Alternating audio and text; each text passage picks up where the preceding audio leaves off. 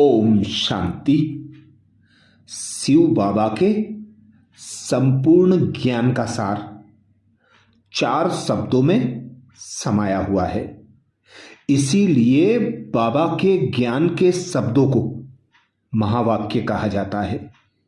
एक एक महावाक्य का जब हम मनन चिंतन करते हैं तो उसमें हम गहन अनुभूतियां करते हैं। उसमें से मक्खन निकालकर संपूर्ण ज्ञान का सार पता कर लेते हैं।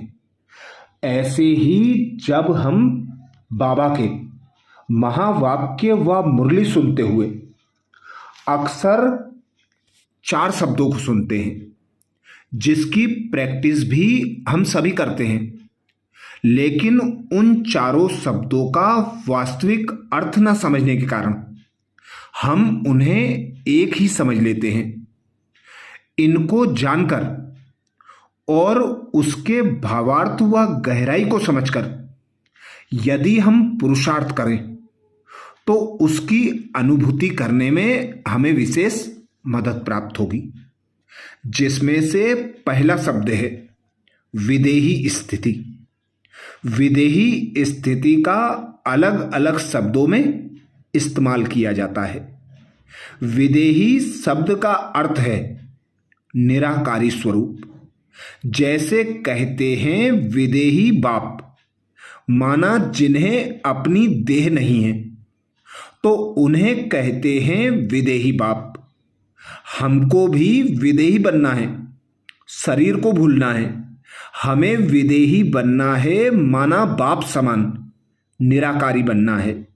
जैसे बाप निराकार है वैसे ही हम भी निराकार हैं।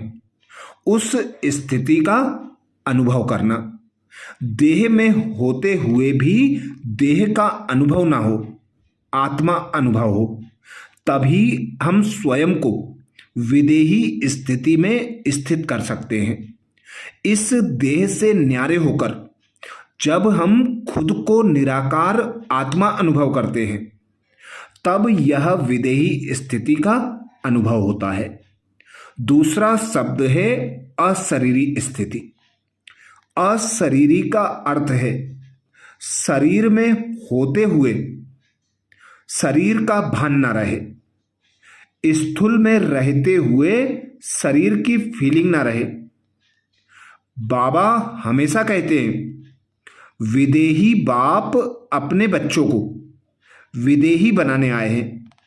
यह कभी नहीं कहेंगे कि अशरीरी बाप अपने बच्चों को अशरीरी बनाने आए हैं। तो दोनों का अर्थ अलग अलग है। विदेही माना निराकारी और अशरीरी माना देह में रहते, देह की फीलिंग से परे। तीसरा शब्द है आत्म अभिमानी स्थिति।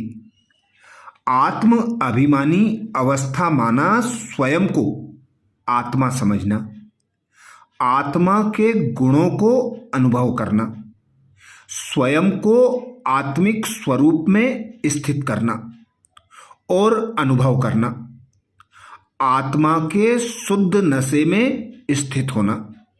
ये है आत्म अभिमानी स्थिति। जैसे आत्मा सतोगुणी है, सुख शांति प्रेम आनंद, ज्ञान और शक्ति पवित्रता, इन सभी गुणों में से एक एक गुण लेकर उसकी गहराई को रियलाइज करना, देखना व समझना, इसी को आत्म अभिमानी स्थिति कहा जाता है। अर्थात देह में रहते हुए स्वयं को आत्मा अनुभव करना।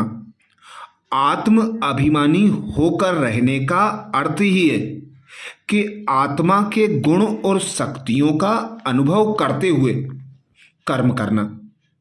चौथा शब्द है देही अभिमानी स्थिति। देही अभिमानी स्थिति माना इस शरीर में रहते भी स्वयं को इस शरीर का मालिक समझकर कर्म करना, अर्थात स्वराज्य अधिकारी स्टेज, कर्मेंद्रियों पर राज करना, कोई भी कर्मेंद्री आपको वशीभूत नहीं कर सकती, आपको धोखा नहीं दे सकती। देह से संबंधित कोई भी प्रभाव आत्मा पर ना हो, बल्कि आत्मा की शुद्धता व पवित्रता का प्रभाव देह की सर्व कर्मेंद्रियों पर हो। इसी को देही अभिमानी स्थिति कहा जाता है।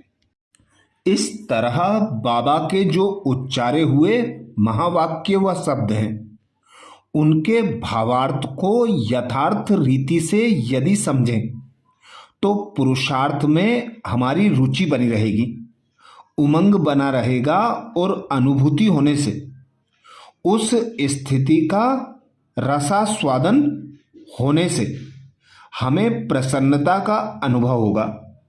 हम बाबा के उच्चारे हुए हर महावाक्य का, शब्दों का इस तरह से अनुभव कर अपने आप को भरपूर कर सर्वगुण संपन्न बना सकेंगे। तो बाबा के जब हम महावाक्य सुनते हैं, मुरली सुनते हैं, तो मुरली के शब्दों की गहराई में जाना, उन शब्दों में जो अर्थ समाया है उस स्थिति में स्वयं को स्थित करना, यही आनंद की, सुख की अनुभूति है। जब हम बाबा के ज्ञान के शब्दों को मनन चिंतन करते हैं, उनकी गहराइयों में जाते हैं और उसमें से जो मक्खन निकलता है उस मक्खन का रसास्वादन करते हैं, तो हमें विशेष अनुभूतियां प्राप्त होती हैं और ज्ञान का यथार्थ अर्थ भी समझ आता है। अच्छा, ओम शांति।